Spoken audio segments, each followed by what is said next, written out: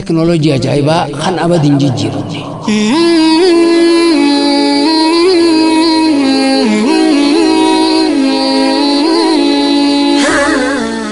Saayintistoonni ija namaa ilaalanii kaameraa hojjetan, gurra namaa ilaalanii maayikiraafoon dalagan, allaattii ilaalanii xayyaara tolchan, waan hunda uumamarraa ilaallatanii hojjetan. Garuu wanti isaan ilaalan waanuma gubbaarraa mul'atu qofa. Uumamni garuu maqoo guddaa namaaf hin mul'anne hedduu of keessaa qaba. Gaafa duraa maayikiraafoon tolchan waan sagalee waraabuu danda'u qofa hojjetan. Meeshaan sagalee waraabu kun waan naannoo sanii dhaga'amu hunda numa waraaba. Gurri namaa garuu akkasii miti. Waan naannoo sanitti dhaga'amu keessaa waan xiyyeeffannaa itti kenne qofa dhaga'a. Waan xiyyeeffannaa itti hin kennin ni irraanfata. Fakkeenyaaf osoo nuti mana keessa jirru roobni yeroo bu'e galee sagalee roobaa yeroo jalqabaa qofa dhageenya. Achi booda roobumaa irraanfannee haasawaa nama nu bira jiru qofa dhaggeeffanna. Sagalee roobaa ni irraanfanna. Maayikiin garuu kana gochuu hin danda'u. Sagalee daqiiqaa 30 walitti dhaabnee waraabne waan dhagayu hunda ni waraaba. Waan takkallee irraanfachuu hin danda'u. Saayintistoonni maayikiraafoon dalagan dubbiin tun yaaddoo itti taatee furmaata barbaadu eegalan. Gurri namaa akkamitti waan biroo irraanfachuu danda'a jedhanii wayita qoratan tooftaa ajaa'ibaa harkanii ammas sanirraa laallatan. Itti aansuun maayikiraafoon haaraa tolchan irratti noise reduction process jedhanitti ida'an. Kun sagalee duubarraa dhagayamu kaamsee sagalee dhihoo jiru qofa qulqulleessa. Haala kanaan waan wayyaa qabu hojjechuu dandeenis hanga ammaa maayikiraafoon akka gurra namaatti dhagayu hojjechuu hin dandeenye. Gama ijaa yoo dhufnu ammoo ajaa'iba sandaraniitu jira. Iji namaa waan iris jedhamu qaba. Iris kun agartuurra marsee jira. Wayita ifni guddatu walitti cufamee agartuu tiisa. Wayita ifni xiqqaatu ammoo adda banamee agartuudhaaf hulaa bal'isa. Saayintistoonnis waan kanarraa laallatanii iris kaameraa kana tolchan. Achi booda seensar, shaatarii fi waan hedduu waan ija ilma namaa keessatti argamu hunda kaameraa irratti tolchanii qopheessan. Achi booda nama kaameraa waraabu leenjisanii itti kennan. Namichinis kaameraa qabatee manaa bahee waraabbii eegale. Wanti inni waraabu hundi ni hollata. Viidiyoon tokkos qaceelee mul'atu. Maali dubbiin tun jedhanii qorannoo biroo eegalan.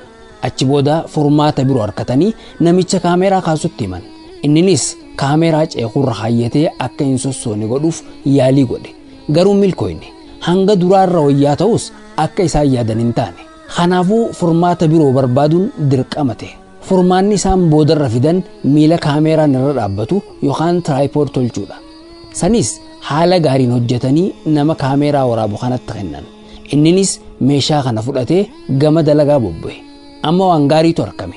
Viidiyoon waraabame hundi ni bareeda. Hollannaan duraa san hin jiru. Garuu ammaas waan nama dhibu guddaatu argame. Silaa kaameraa ija namaarraa ilaalanii hojjetan. Kaameraan isaan tolchan garuu miila qopheeffameef kanarra dhaabbatu malee viidiyoo bareedaa waraabuu hin danda'u. Ilmi namaa garuu akkasii miti. Waa laaluuf dhaabbachuun dirqamaa miti. Akka tiraaypoodiin kaameraa miila sadiin dhaabbatutti dhaabbadhuu ilaaliin hin jirtu. Yoo barbaadde deemaa, barbaaddu fiigaa, barbaaddu utaalaa waan fedhe ilaalta. Ati utaalteef wanti ati ilaalu jirtu si jalaan hollattu. Wayita makiinaan deemtu osoo makiinaan ati keessa jirtu hurgufamuu kitaaba dubbista. Kitaaba dubbisuun fedhaa makiinaanaaf dhaabaan jettu. Duuba ijji namaa akkamitti waan kana gochuu danda'e? Mee waan kana haala gaariin hubachuuf tooftaa tokko fayyadamnee ilaallu.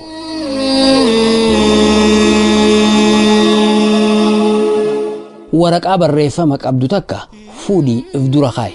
Achi booda akka nama dannasu mataa raasaa barreeffama kana dubbisi. Rakkoo takka malee barreeffama kana dubbisuu dandeessa. Hayyee amma telefoona kee fuudhii kaameraa bani.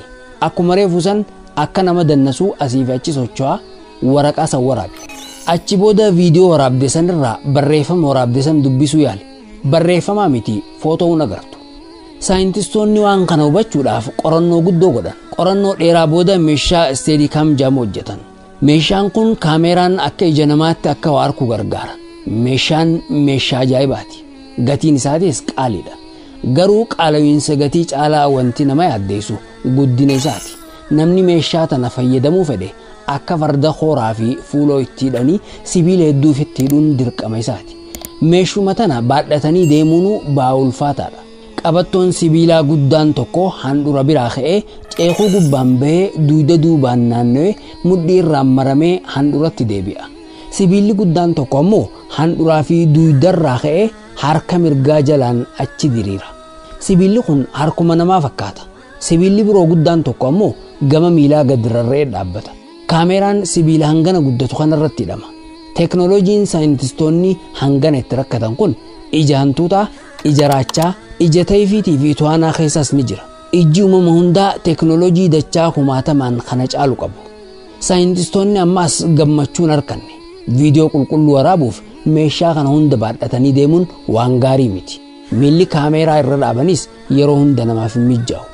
Fakkeenyaaf nama fiiguu yoo waraabuu fedhan kaameraa tiraayipoodii irra dhaabanii waraabuun waan ta'u miti. Kaameraa qabatanii faana fiiguunis hin taatu. Isteedikaam kanaas hidhatanii waraabuun ulfaataadha. Yeroo hunda meeshaa tana baadhatanii deemuun waan hin danda'amne. Kanaaf furmaata biroo barbaaduu itti fufan. Qorannoo yeroo dheeraa booda rakkoo kanaaf furmaata argatan. Teknooloojii ija namaa keessatti dhokate kana kaameraa keessatti hojjechuuf sochii eegalan. Ijji uumamaa teknooloojii ajaa'ibaa qabdi. Sunis optical stabilization jedhama.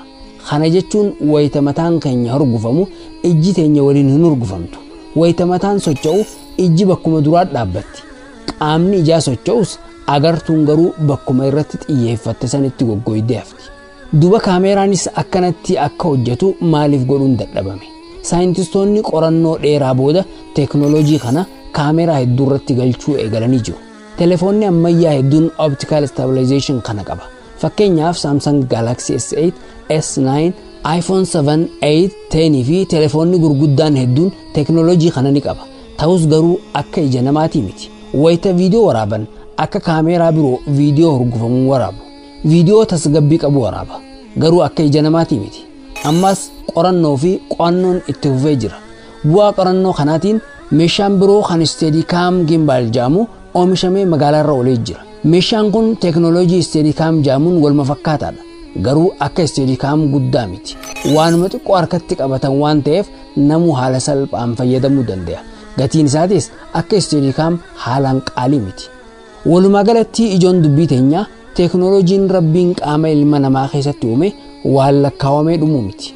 Nuti ija teenya arguu isii qofa beekna malee haala uumama isii tafakkurree hin beeknu. Wantoonni nuti quba hin qabne kan saayintistoonni isin argin kan qaama keenya keessatti argaman haalaan hedduudha. Rabbiin guddaan dandeettii isaatiin uumama kana waa hundaan faayee uume.